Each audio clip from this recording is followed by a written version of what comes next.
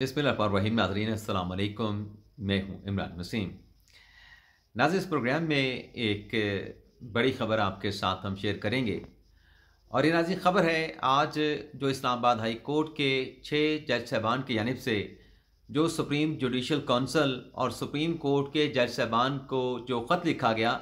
जिसमें खुफिया इदारों की अदालती मामलात में मदाखलत की बात की गई, इंसाफ की फरहमी में रुकावट की बात की गई। इस ख़त पर जो chief justice of Pakistan justice Qazi Faez Isa की जानिब से जो फुल कोर्ट इजलास, फुल कोर्ट मीटिंग बुलाई गई, इस फुल कोर्ट इजलास की जो अंदरूनी कहानी है वो आप नाज़रीन के साथ हम शेयर करने जा रहे हैं। सबसे पहले तो इस बड़ी ख़बर की जो डिटेल्स हैं वो आप नाज़रीन की खिदमत में पेश करेंगे और इसके बाद हमारे व्लॉग के जो दीगर अहम ख़बरें हैं फिर उनकी तफसीलात भी आप नाज़रीन के साथ डिस्कस करेंगे। लेकिन प्रोग्राम का आगाज़ करने से पहले आप दोस्तों भाइयों से ये रिक्वेस्ट करेंगे जिनकी तरफ से अभी तक हमारे चैनल को सब्सक्राइब नहीं किया गया वो चैनल को सब्सक्राइब कर लें, बेल आइकॉन का बटन प्रेस करें और वीडियो अगर आपको पसंद आती है तो आपने लाइक भी करना है और अपने जानने वालों के साथ, दोस्तों यारों के साथ हमारे इस प्रोग्राम को आपने शेयर भी करना है। तो पहली खबर से नाज़रीन गुफ्तगू का आगाज़ करते हैं जो इस्लामाबाद हाई कोर्ट के 6 जज साहबान जिसमें जस्टिस मोहसिन अख्तर कियानी, जस्टिस तारिक महमूद जंगीरी साहब, जस्टिस बाबर सरतार साहब, जस्टिस एजाज इसहाक खान साहब, जस्टिस समन रिफत इम्तियाज़ साहबा और जस्टिस अरबाब मोहम्मद ताहिर साहब, इनकी तरफ से जो गुज़िश्ता रोज़ ख़त लिखा गया था जिसमें यह कहा गया था कि खुफिया इदारों की तरफ से उनके जो अदालती केसेस हैं, अदालती मामलात हैं, इंसाफ की फरहमी का जो मामला है उसमें मदाखलत की जा रही है, जजेस को थ्रेट किया जा रहा है, जजेस की फैमिली को थ्रेट किया जा रहा है, जजेस की फैमिली के लोगों को अडॉप्ट किया जाता है और वीडियो रिकॉर्डिंग की बात भी की गई कि एक जज के घर में जो ड्राइंग रूम था और जो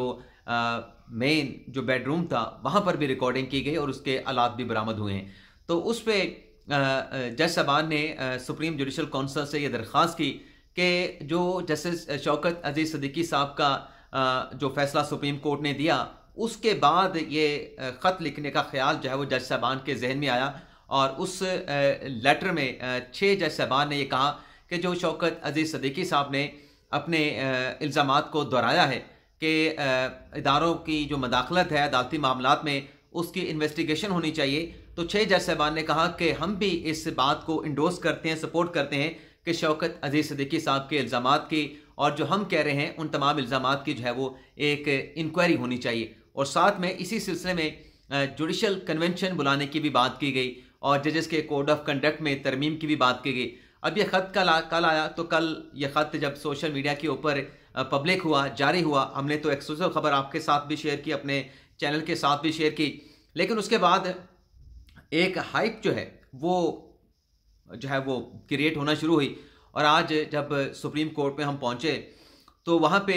2-3 अहम डेवलपमेंट्स हुई फुल कोर्ट इजलास की मीटिंग पर आने से पहले। एक तो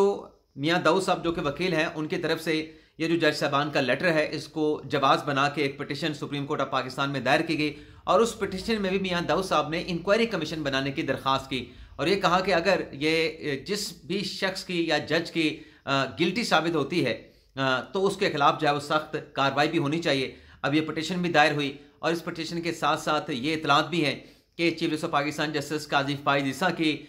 मुलाकात हुई है अटॉर्नी जनरल ऑफ पाकिस्तान। हो सकता है किसी और मामले पे हुई हो लेकिन आज के दिन के तनाज़र में जो जज साहबान का लेटर था यही अंदाज़ा लगाया जा रहा है कि इस मुलाकात में ये जो लेटर है इसके हवाले से जो है वो तबादला ख्याल किया गया है क्योंकि ये काजी फायसा साहब और अटॉर्नी जनरल साहब की 1-to-1 मुलाकात थी। तो आप वसूख से नहीं कह सकते कि इसमें ये लेटर डिस्कस हुआ लेकिन आप एक अंदाज़ा जो है वो ज़रूर लगा सकते हैं। तो इस मुलाकात के बाद फिर जो सुप्रीम कोर्ट में मुख्तलिफ केसेस की समाअत हुई, आज तो इतनी ज़्यादा हैपनिंग हुई है कि जो सुप्रीम कोर्ट में अहम मुकदमात की समाअत हुई जिसमें सहाफ़ियों के तहफ़्फ़ुज़ के हवाले से जो FIA हरासा कर रहा था उस केस की समाअत हुई है और एक और अहम मुकदमे की समाअत हुई है तो वो हम आपके साथ उनकी डिटेल भी शेयर नहीं कर सके। लेकिन बहरहाल इस मुलाकात के बाद जो अटॉर्नी जनरल साहब की काजी फायसा साहब के साथ हुई फुल कोर्ट इजलास जो है वो हंगामी तौर पर बुलाया गया। अब इस फुल कोर्ट इजलास में क्या डिस्कस हुआ, क्या तबादला ख्याल किया गया, इसी दौरान नाज़रीन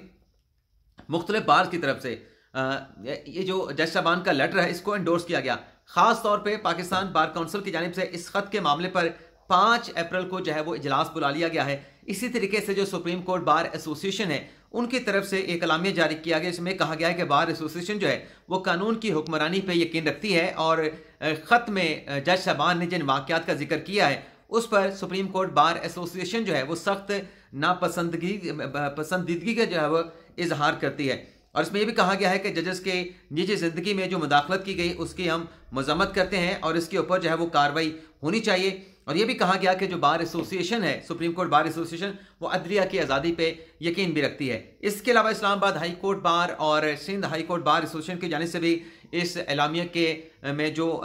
इल्ज़ामात लगाए गए हैं उनकी जुडिशल इंक्वायरी की इनको बात की गई है, जुडिशल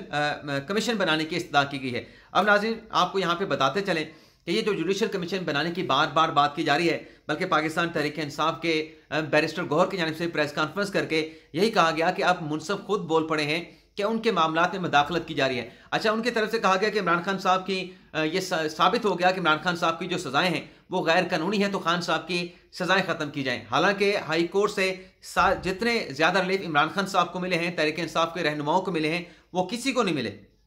लेकिन फिर भी तहरीक इंसाफ इस लेटर को लेकर अपना एक सियासी बयानी बनाने के हवाले से आज प्रेस कॉन्फ्रेंस की गई। लेकिन इन तमाम चीज़ों में जो एक बात मुश्तरक नजर आई वो जुडिशल कमीशन की थी, जिसमें इस्लामाबाद हाई कोर्ट बार ने, सिंध हाई कोर्ट बार ने और पाकिस्तान तहरीक इंसाफ ने इस खत के मामले पर जुडिशल कमीशन बनाने की जो है वो दरख्वास्त की इस्तदा की। अब नाज़रीन मामला ये है कि ये जुडिशल कमीशन जो है ये सुप्रीम कोर्ट के बनाने का अख्तियार नहीं है, ये हाई कोर्ट का भी अख्तियार नहीं है कि आप किसी मामले पर जुडिशल कमीशन बनाएं। जुडिशल कमीशन बनाने का जो अख्तियार है वो प्योरली वफाकी हुकूमत का होता है। एक इंक्वायरी एक्ट 1956 का है, अब उसको बेहतर करके 2017 का इंक्वायरी एक्ट बनाया गया है, उसके नीचे ये जो है वो अब जुडिशल कमीशन बन सकता है। तो जुडिशल कमीशन अगर बनाना है तो फिर तो इस लेटर के ऊपर वफाकी हुकूमत को कोई कदम उठाना पड़ेगा, लेकिन वफाकी हुकूमत को कोई दरख्वास्त दे या वफाकी हुकूमत खुद से इस मामले का नोटिस ले, इस हवाले से भी हमें इंतजार करना पड़ेगा। हो सकता है कि वफाकी हुकूमत इस मामले की प्रोब के लिए अलग से जो है वो जुडिशल कमीशन तश्कील दे दे। लेकिन नाज़रीन जो इजलास हुआ, अटॉर्नी जनरल साहब की मुलाकात के बाद इस इजलास की नाज़रीन सदारत की है chief justice of Pakistan justice Qazi Faez Isa ने। और इस इजलास में नाज़रीन कौन कौन शरीक हुआ है ये भी आपको बता देते हैं। एक मिनट नाज़रीन मेरे साथ रहें। कल कोई दोस्त कह रहा था कि मुझे नज़र नहीं आता, मुझे वाकई बाज़ औक़ात ऐसा होता कि दिखाई नहीं दे रहा होता। इस इजलास में नाज़रीन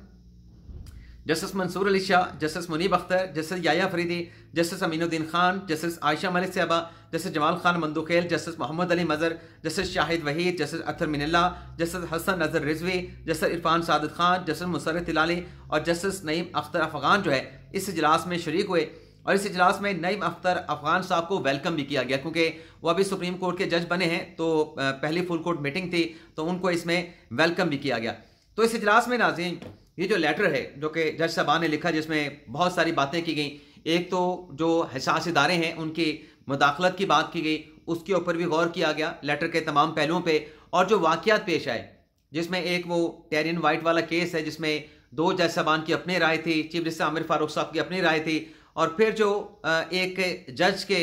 जो ब्रदर इन लॉ थे उसको उसकी अब्डक्शन का जो इल्ज़ाम लगाया गया। वैसे आज हम सुप्रीम कोर्ट में बैठे इस बात पे बहस कर रहे थे कि जो अंग्रेज़ है उसने कज़न के हवाले से तो वाज़े कर दिया पैटर्नल अंकल या मैटरनल अंकल, लेकिन ये जो ब्रदर इन लॉ है इसको वाज़े नहीं किया गया कि ब्रदर इन लॉ जो है आप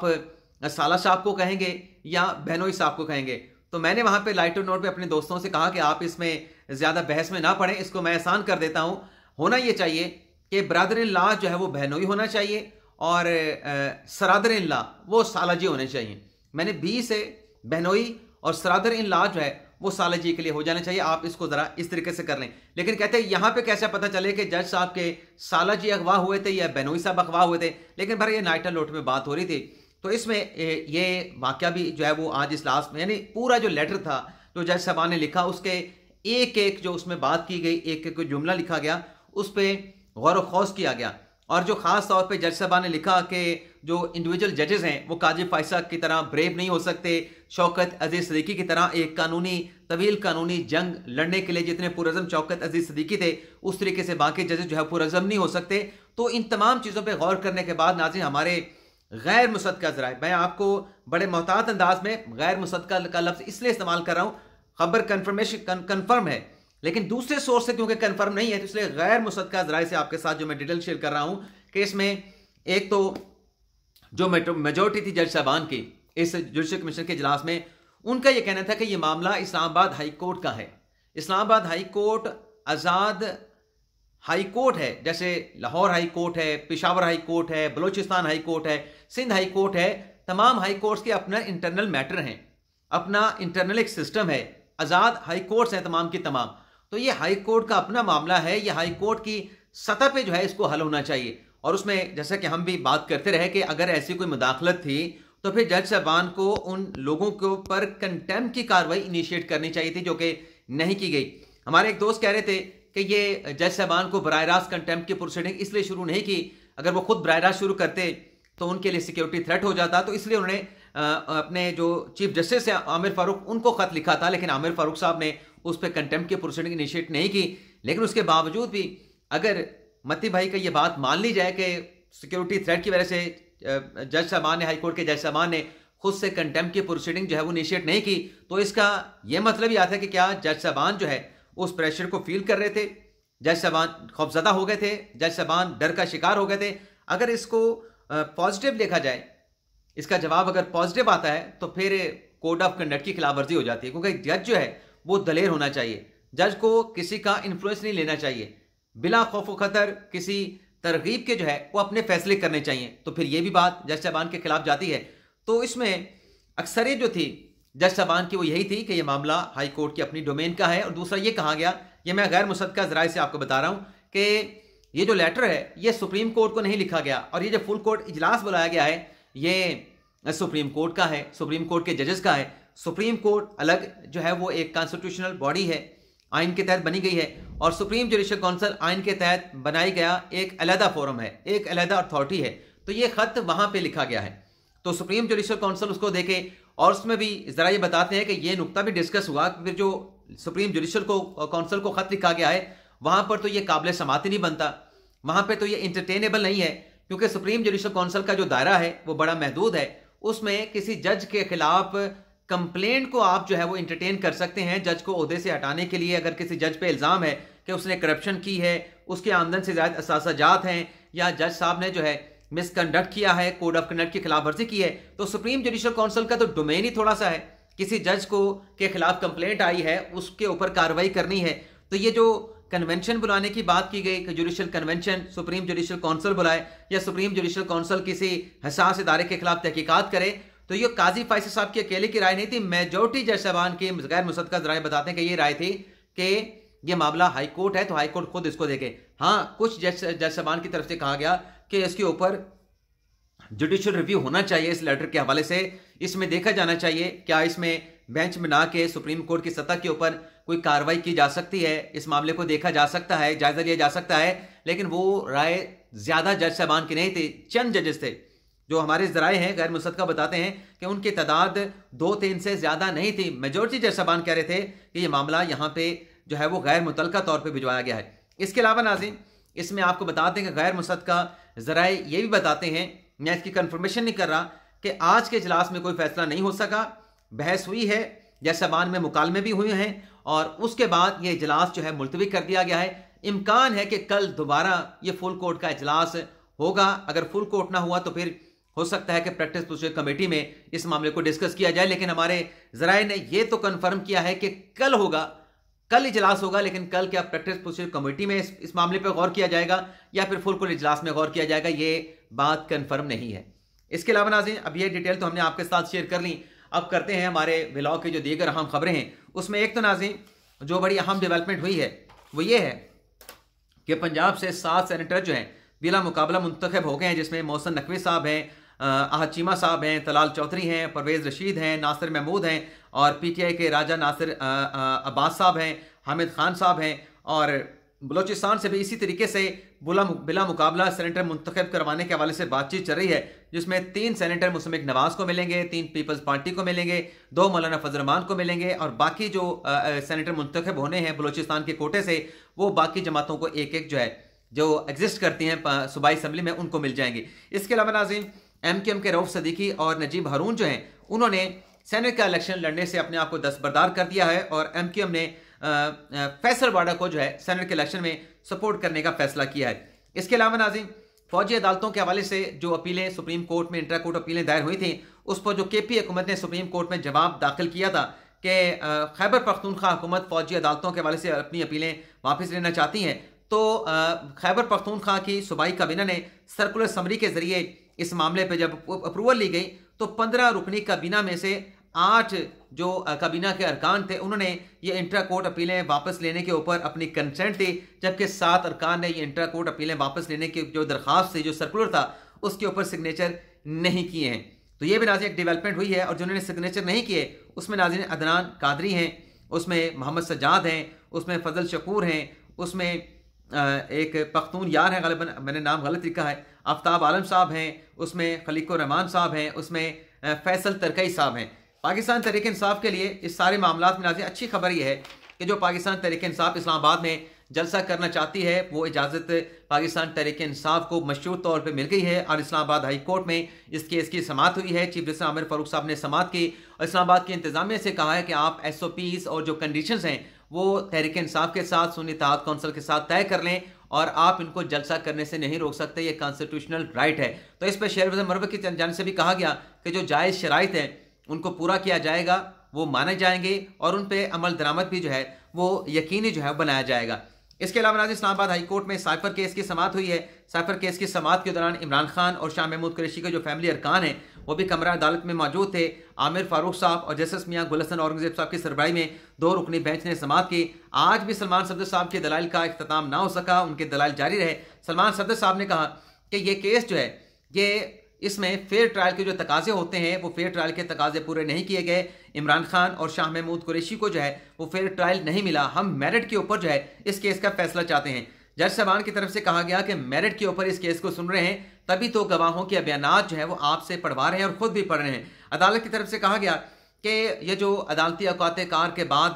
केस की समाअत होती रही अडियाला जेल में, इस पर आप क्या कहते हैं? क्या अदालती औकात कार के बाद जो प्रोसीडिंग की गई, जो ट्रायल को आगे बढ़ाया गया, गवाहन के बयान रिकॉर्ड किए गए, गवाहन के बयानात पे जो जिरा की गई, आप क्या कहते हैं कि क्या ये एक ग्राउंड नहीं होना चाहिए था आपकी अपील में? और ये जो अदालती औकात कार के बाद प्रोसीडिंग की गई, क्या इस कार्रवाई के हवाले से जज साहब ने कोई ऑर्डर भी, जुडिशल ऑर्डर भी जारी किया था तहरीरी तौर पर? तो इस पर सलमान सफदर साहब ने कहा कि बिल्कुल ये एक ग्राउंड तो हो सकता है, लेकिन फिलहाल मैं इस मतलब कोर्ट टाइमिंग के बाद जो प्रोसीडिंग की गई इस तरफ मैं अभी फिलहाल नहीं आ रहा। इस पर सलमान सफदर साहब ने कहा कि ये एक ऐसा मुकदमा है साइफर केस का जिसमें ये ऐसा मुकदमा है जिसमें मतलब जैसे कत्ल का इल्ज़ाम हो और लाश ही ना हो, ये ऐसा साइफर का मुकदमा है। और फिर उन्होंने कहा सलमान सफदर साहब ने कि ये असल केस तो वजारत खारजा का बनता था, लेकिन इस केस में जो कंप्लेनेंट है वो वजारत खारजा को बना दिया गया। जी बिल्कुल, सलमान सफदर ने कहा कि इस केस में जो औकात कार से बढ़ के यानी गुजरने के बाद कार्रवाई की गई उस पर भी मैं आर्गू करूंगा। और जो साइफर की कॉपियां थी उस पर सलमान सफदर साहब ने कहा कि सिर्फ सदर मुमलिकत आरिफ अलवी की जो कॉपी है वो सिर्फ वापस आई है, और जो साइफर सिस्टम की यहाँ पे बार बार बात की जाती है कि वजारत खारजा का अपना साइफर सिस्टम है, उस साइफर सिस्टम के तहत बाहर से जो है ये साइफर आया था। तो सलमान सफदर साहब ने कहा कि ये जो साइफर सिस्टम है वजारत खारजा का, ये सिस्टम महफूज नहीं है। मैं खुली अदालत में ये बात कह रहा हूँ कि ये साइफर का सिस्टम वजारत खारजा का जो है वो फुल प्रूफ नहीं है। अदालत ने कहा कि हमने जो डिफेंस काउंसिल अपॉइंट हुए थे इमरान खान और शाह महमूद कुरैशी के, उनकी सीवीज हमने मांगी थी, क्या वो सीवीज जमा कराई गई? तो सरकारी वकील की जानिब से कहा गया कि बिल्कुल वो जो सीवीज हैं डिफेंस काउंसिल की वो अदालत में जमा करवा दी गई हैं। Advocate Islamabad Sindh high court में पेशी के लिए गए हुए थे, उनकी अदम हाजिरी पर अदालत की जानिब से बरमी का इजहार किया गया और जो मुकदमे के समाअत नाज़िम से कल तक जो है वो मुलतवी कर दिया गया है। तो ये नाज़रीन आज के दिन का हमारा वीलॉग, आपसे इजाज़त चाहते हैं। अल्लाह ताला हम सब का हमें नासिर हो, अपनी दुआओं में याद रखिएगा। अल्लाह हाफिज़।